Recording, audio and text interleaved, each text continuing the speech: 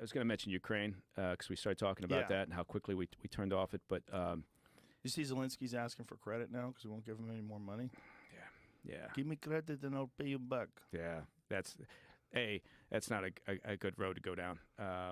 But look, they're in a bind. I was going to mention that UK intelligence, they came out with a report looking at the total number of casualties on the Russian side so far, and they are basing it on, they've done a fairly exhaustive study, and they're basing it on, they think it's about 300,000, right? 300,000 casualties. Not all dead. I mean, I think there's 120,000 of those are dead.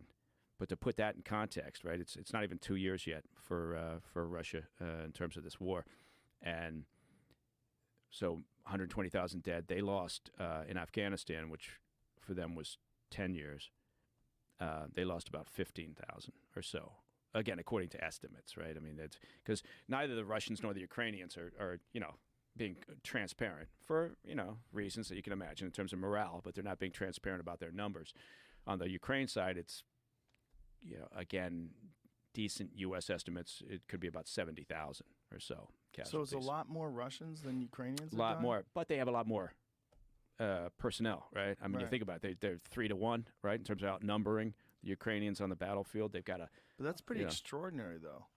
It is. It speaks to poor command and control. It speaks to poor battle management, right? There's a lot of reasons. It also speaks to just a complete lack of concern over the lives of a lot of the soldiers they're throwing out there. Those numbers, by the way, they don't even involve the Wagner Group or private contractor groups.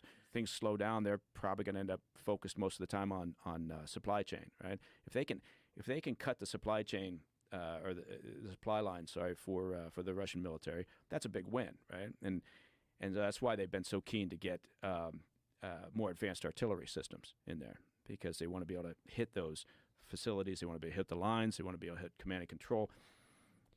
Because I think they realize, they're getting into, one of their generals actually said this, and then Zelensky had to come out and clean up and say, no, we're not in a stalemate. But one of the generals said, we're kind of approaching a stalemate here. So, but to your point, all those people that are out there waving flags saying we stand with Ukraine, nobody gives a fuck right now. It's over. Right? It's over. I mean, so, and the Republicans are, I always thought the Republicans wanted to defeat communism and defeat, somebody like Putin. But, they're the ones breaking ranks right now, saying, we don't want to spend it. Now, their point is we want to see transparency. We want to know where that money's going, and that's a good thing. Some of them are just kind of reading political tea leaves and saying, I think the general public's getting tired of this. Some of them are legitimately saying we're spending way too much money on Ukraine. Why aren't we spending it here? And what kind of accounting do we have on the money that goes over to Ukraine?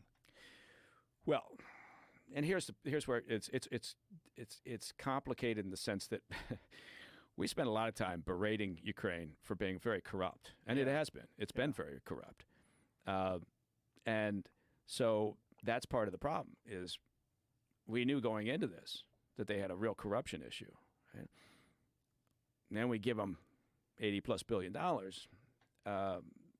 and we don't necessarily have the best accounting, right? Going back to we're giving $10 billion to Iran, but by God, we're going to know exactly where every penny's spent. No, we're not. Didn't they catch one guy in Ukraine that embezzled $1 billion and they just fired him? That's it? They didn't arrest him? They didn't? They've got some of their military personnel now who are responsible for procurement. They've got them in jail and coming up on charges, and they'll probably be convicted.